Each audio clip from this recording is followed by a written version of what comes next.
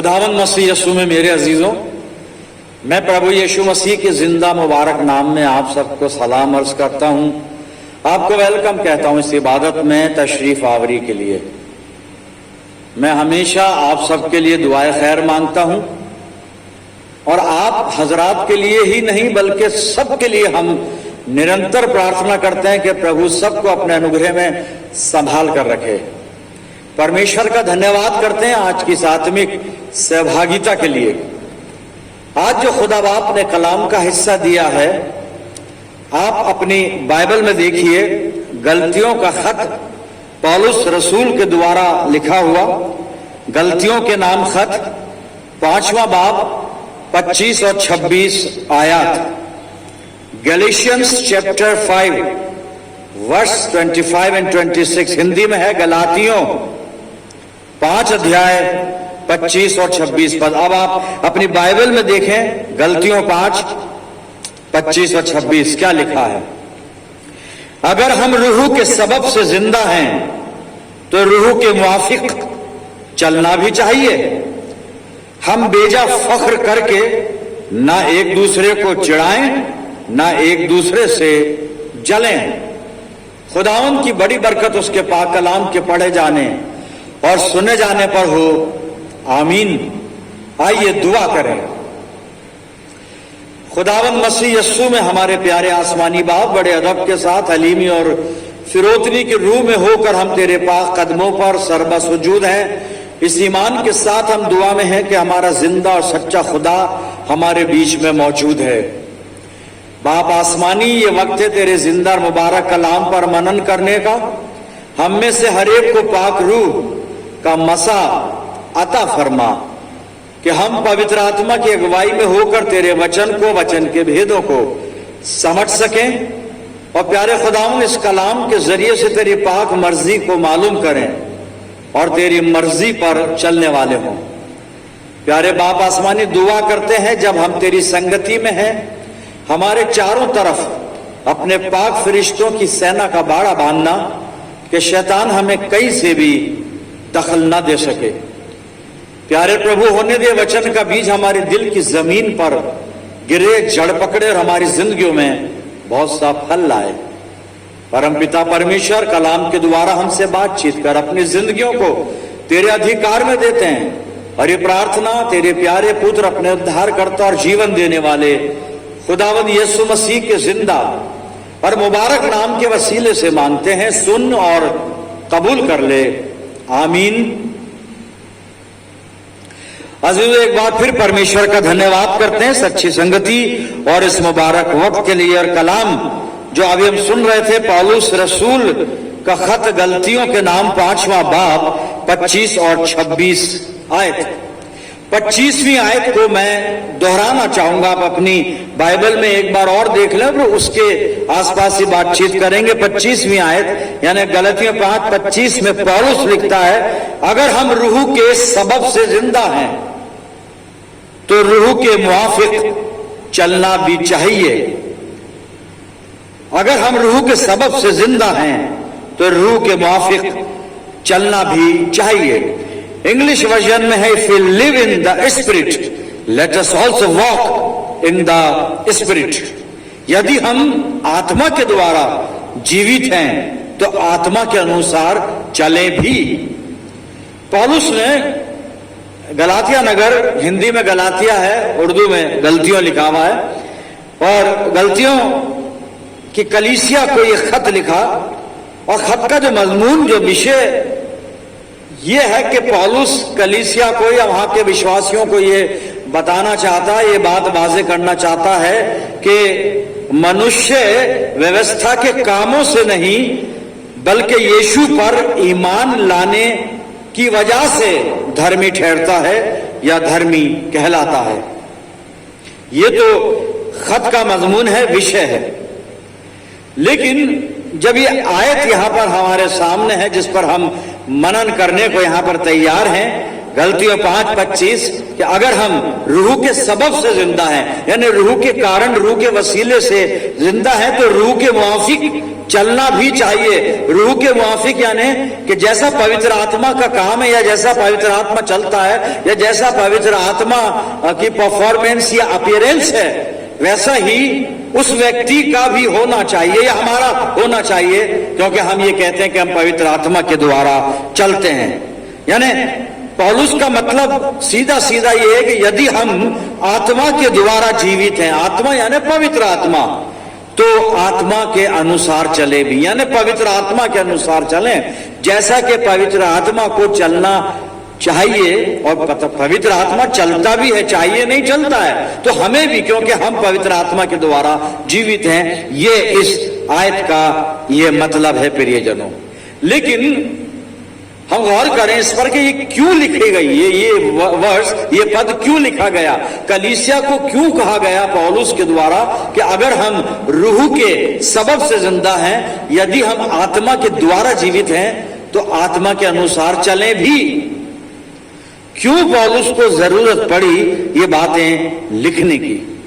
अजीजों, पौलुस कलीसिया को ये बताना चाह रहा है कि हमारे खुदावंद मसीह यीशु ने अपने सारे शारीरिक सिद्धांतों पर, यानी यीशु मसीह के लिए कह रहा है पौलुस,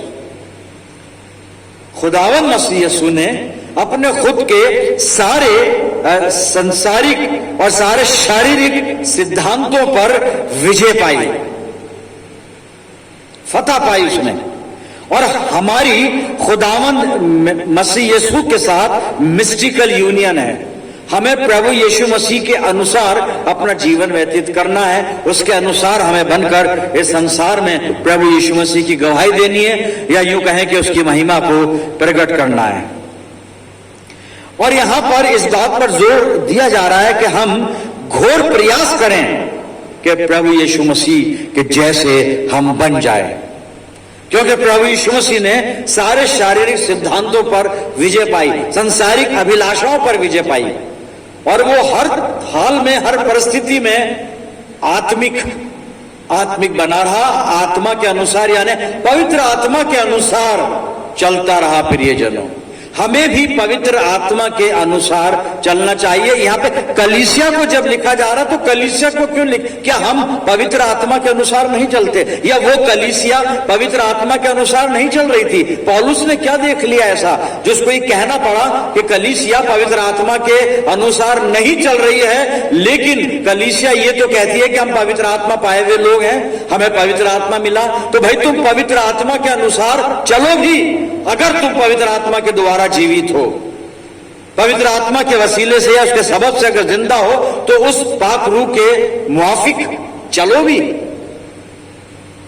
कलीसिया में कुछ चीजें पौलुस ने वहां देखी, गलातिया की जो कलीसिया थी, और 5 रेफरेंस में आपको बोलकर बताऊंगा, आप उसको नोट कर लें और बाद में देखिएगा, यहां हम पढ़ेंगे नहीं। 5 आत्मिक कमजोरियां इस कलीसिया में पौलुस देख रहा है। पहला हवाला गलातियों 1:6-7 आप बाद में पढ़िएगा। ये लोग वचन से गुमराह थे, कलाम से गुमराह थे, कलाम के अनुसार जीवन व्यतीत नहीं करते थे। फिर गलातियों 2:11 और 14 पद पढ़िएगा, इस कलीसिया के जीवन में कपट था।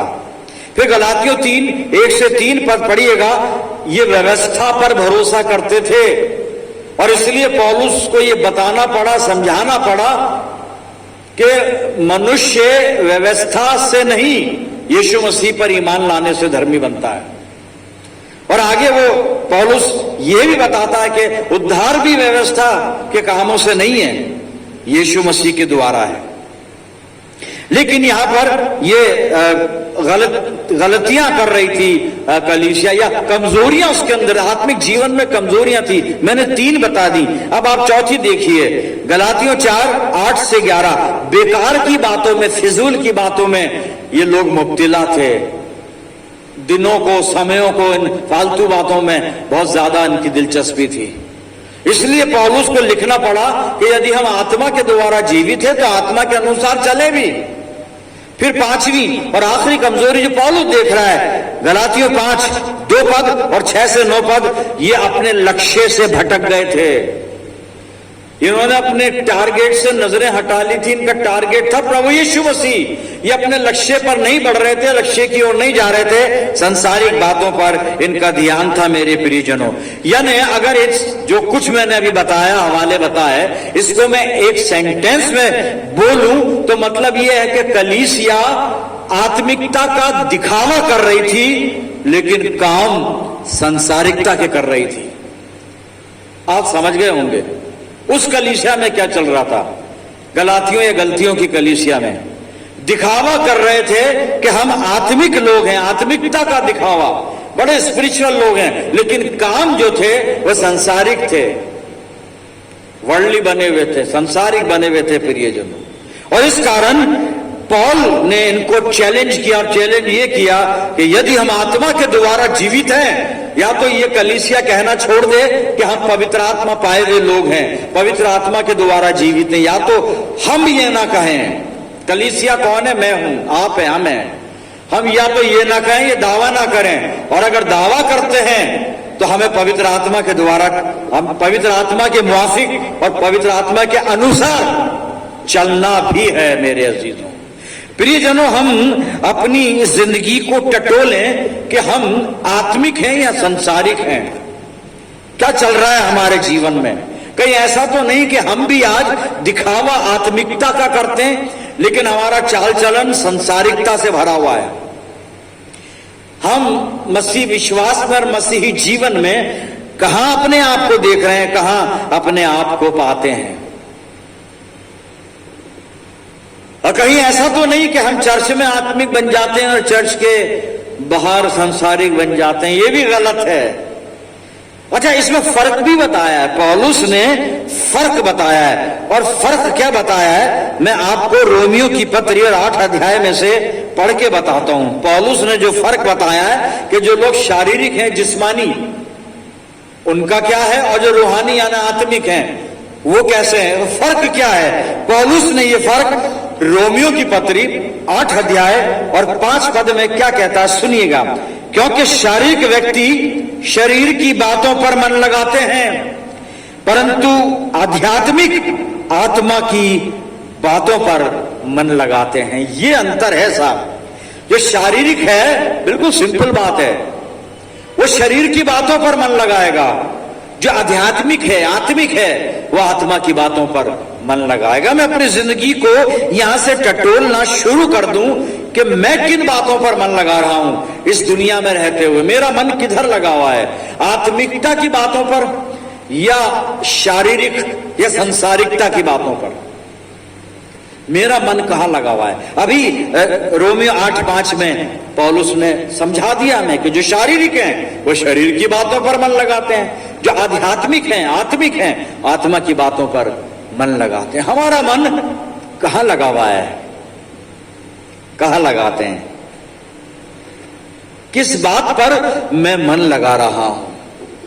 और थोड़ा वाज़ेह करना चाहूंगा, भाई जिस्मानी बातें क्या होती हैं और रूहानी बातें क्या होती हैं, ये भी तो बताया जाए। जी हां, पढ़ूंगा नहीं, लेकिन आप नोट करें, मैं हवाला आपको बता रहा हूं। जिस्मानी बातें वो होती हैं जिनका जिक्र पौलुस ने किया है गलतियों की पत्री 5 अध्याय और 19 से 21 पद में। शरीर के कामों का वर्णन किया है पौलुस ने। ये होते हैं जिस्मानी लोग जो ये काम करते हैं, जिस्मानी काम, शरीर के काम। तो ऐसे लोग होते हैं जिस्मानी जो इन बातों पर, जो कि गलातिया 5:19 से 21 में लिखी हुई है, ये शरीर के काम लिखे हैं यहां पर। लेकिन उसके आगे अगर हम चलेंगे उसी अध्याय में गलतियों और 5:22 से 23 में आत्मा के फल हैं, पवित्र आत्मा के फल हैं। हम सब जानते हैं 9 फल हैं आत्मिक लोगों में, ये फल होते हैं प्रियजनों, 9 फल जो हम सब जानते हैं, हमें मालूम है आत्मा के 9 फल। मैं सोचता हूं बोलने की, दोहराने की जरूरत नहीं है। तो यहां पे पौलुस ने फिर एक बार वाज़ेह कर दिया कि जिस्मानी लोग कौन हैं और रूहानी लोग कौन हैं। फिर वही सवाल आ गया, हम कहां पर हैं अजीजों? अपनी जिंदगियों को हम टटोलें कि हम लोग जो ये बात करते हैं कि आप पवित्र आत्मा पाए हुए लोग हैं, पवित्र आत्मा हमें मिला, तो पौलुस कहता है यदि यदि हम आत्मा के द्वारा जीवित हैं तो आत्मा के अनुसार चलें भी। मैं अपनी जिंदगी को टटोल कर देखूं कि मैं किस प्रकार से चल रहा हूं, सांसारिकता के तौर पर चल रहा हूं, शरीर के हिसाब से चल रहा हूं, या फिर पवित्र आत्मा के हिसाब से चल रहा हूं, या यूं कहने के आध्यात्मिकता के हिसाब से चल रहा हूं। मैं कैसे चलता हूं अपने जीवन में। अजीजों, खुदा करे कि हम में आत्मा के यानी पवित्र आत्मा के वो 9 फल जिनका वर्णन पौलुस गलातियों 5 और 22 और 23 पद में करता है, ये पाए जाए हैं। पवित्र आत्मा के फल हमारे अंदर पाए जाएं। प्रियजनों, अपनी जिंदगियों को टटोलें, जांचें, परखें परमेश्वर की उपस्थिति में कि हमारे जीवन में क्या चल रहा है। हम शरीर के अनुसार जिंदगी गुजार रहे हैं या पवित्र आत्मा के अनुसार जिंदगी गुजार रहे हैं, हम कैसे जी रहे हैं। लेकिन खुदा करे कि हमारी कलीसिया में, हम सबके जीवन में आत्मा के, पवित्र आत्मा के, मैं इसलिए बार बार उसको वाजे कर रहा हूं, आत्मा, पवित्र आत्मा। बाइबल जब आत्मा की बात करता है वो पवित्र आत्मा ही होता है, होली स्पिरिट होती है वो। लेकिन फिर भी मैं बोल देता हूं ताकि और अच्छी तरह हमारे दिमाग में बात बैठ जाए कि पवित्र आत्मा की बात यहां पर की जा रही है। तो पवित्र आत्मा के 9 फल जो हम सब जानते हैं वो हमारी जिंदगी में होने चाहिए मेरे अजीजों। लेकिन जब गलातियों की कलीसिया को ये बात लिखी गई, पौलुस द्वारा ये चैलेंज किया गया कि यदि हम आत्मा के अनुसार जीवित हैं तो आत्मा के अनुसार चले भी, तो वो इसलिए पौलुस इनको ये चैलेंज कर रहा है कि कलीसिया आत्मा के अनुसार नहीं चल रही थी। वो दिखावा आत्मिकता का करते थे, लेकिन उनके काम सारे, जीवन उनका सांसारिकता में व्यतीत हो रहा था। अजीजों, आज कहीं मेरे जीवन में तो ऐसा नहीं हो रहा है। मैं सजग हो जाऊं, सावधान हो जाऊं और अपनी जिंदगी पे गौर करूं बैठकर परमेश्वर के चरणों पर कि मैं शरीर के अनुसार जी रहा हूं या पवित्र आत्मा के अनुसार जी रहा हूं। पौलुस ने एक चेतावनी दी है। रोमियो की पत्री मैं खोल रहा हूं और 8 अध्याय और 13 पद, ये वार्निंग सुन लीजिए आप, और उसके बाद चॉइस आपकी है, फैसला आपको करना है। रोमियो 8:13 पद में सुनिएगा, क्योंकि यदि तुम शरीर के अनुसार दिन काटोगे तो मरोगे। ये वार्निंग है, ये पौलुस ने लिखा है। क्योंकि यदि तुम शरीर के अनुसार दिन काटोगे तो मरोगे, यदि आत्मा से देह की क्रियाओं को मारोगे तो जीवित रहोगे। चॉइस आपकी है प्रियजनों, आपकी चॉइस है। आप क्या चाहते हैं मुझे नहीं मालूम, लेकिन मेरी दुआ है आपके लिए कि आप जीवित रहें, हमेशा जीवित रहें, हमेशा जीवित रहें, हमेशा जीवित रहें। मैं प्रार्थना करता हूं। तो ये वार्निंग पौलुस दे रहा है, लेकिन एक अपील करता है फिर पौलुस। गलातियों की पत्री में खोल रहा हूं आपके सामने और 6 अध्याय, गलातियों 6 और 8 पद में, ये आखिरी हवाला है। हम फिर अपनी जिंदगियों पर गौर करें कि हम कहां पर पाए जाते हैं। लेकिन पौलुस वहीं, यहां पर भी पौलुस चॉइस की बात कर रहा है, जबरदस्ती नहीं है। परमेश्वर के वचन में कहीं भी जोर जबरदस्ती नहीं होती, सिर्फ यहां पर अपनी विल पर सारी चीज मुनहसर है, डिपेंड करती है कि मेरी मर्जी क्या है। परमेश्वर मुझे अवसर दे रहा है, मुझे बुला रहा है, मुझे मौका देता है, मुझको क्षमा देता है, मुझको जीवन देने के लिए तैयार रहता है, आशीषें देना चाहता है। लेकिन मेरी चॉइस क्या है? मैं शरीर के अनुसार जिंदगी गुजार कर मरना चाहता हूं या पवित्र आत्मा के द्वारा जीकर, पवित्र आत्मा में होकर जीकर जिंदा रहना चाहता हूं। चॉइस मेरे हाथ में है, हमारे हाथ में है, आपके हाथ में प्रियजनों। जी, आखिरी हवाला आज का गलातियों 6 और 8 पद सुनिएगा, क्योंकि जो अपने शरीर के लिए बोता है वो शरीर के द्वारा विनाश की कटनी काटेगा। यहां भी चॉइस है और बड़ी खुली चॉइस है। और क्लियर बात कही है पौलुस ने। मैं फिर इसको दोहराता हूं, क्योंकि जो अपने शरीर के लिए बोता है वो शरीर के द्वारा विनाश की कटनी काटेगा, और जो आत्मा के लिए बोता है वो आत्मा के द्वारा अनंत जीवन की कटनी काटेगा। प्रियजनों, आप कौन सी फसल काटना चाह रहे हैं? चॉइस आपके हाथों में है। और मैं नहीं सोचता कोई भी हम में से विनाश की कटनी, विनाश की फसल काटना चाहता हूं, बल्कि मेरा ये समझना है, बल्कि मैं भरोसा करता हूं, ईमान मेरा ये है आप सब लोगों के बारे में, आप सब लोगों के संबंध में, कि आप सब अनंत जीवन की कटनी काटना चाहते हैं, हमेशा की जिंदगी आप चाहते हैं। तो फिर आत्मा के अनुसार जीना शुरू कर दीजिए। परमेश्वर आपकी अगुवाई करे और हम सब की अगुवाई करे। आइए प्रभु के चरणों पे चलते हैं और प्रार्थना करते हैं। खुदावन मसीह यीशु में हमारे प्यारे आसमानी बाप, हम तेरा धन्यवाद करते हैं पिता परमेश्वर, तूने वचन के द्वारा हमें बहुत सारी बातें आज बताई जो हमारे आत्मिक जीवन से संबंध रखती हैं। और पिता परमेश्वर हर तरह से हमें वचन में से होकर वचन के द्वारा ये समझाया और सिखाया कि हमें अनंत जीवन की फसल को काटना है। दयालु पिता, मैं सब प्रियजनों के लिए जो इस वक्त दुआ में मेरे साथ जुड़े हुए हैं, दुआ करता हूं कि ये सब प्रियजन अनंत जीवन की फसल को काटने वाले हों। प्रभु जी, इन सब अजीजों पर तेरी शफकत, रहमत और बरकत का साया हमेशा बना रहे। प्यारे आसमानी बाप, हम सब मिलकर कुल जहान के लिए दुआए खैर करते हैं। दयालु पिता परमेश्वर, अपनी जिंदगियों को हर तरह से तेरे इख्तियार में देते हैं और इस दुआ को बड़े ईमान के साथ, बड़ी हलीमी के साथ तेरे प्यारे और इकलौते बेटे और अपने नजात देने वाले और जिंदगी बख्शने वाले खुदावंद यीशु मसीह के जिंदा और मुबारक नाम के वसीले से मांगते हैं। सुन और कबूल कर ले, आमीन। अब हमारे खुदावंद मसीह यीशु का फजल, खुदा बाप की मोहब्बत, पाक रूह की रिफाकत, शिराकत हम में से हर एक के साथ, तमाम ईमानदारों के साथ, हमारी सब कलीसियाओं के साथ अब से लेकर हमेशा तक होती रहे। आमीन।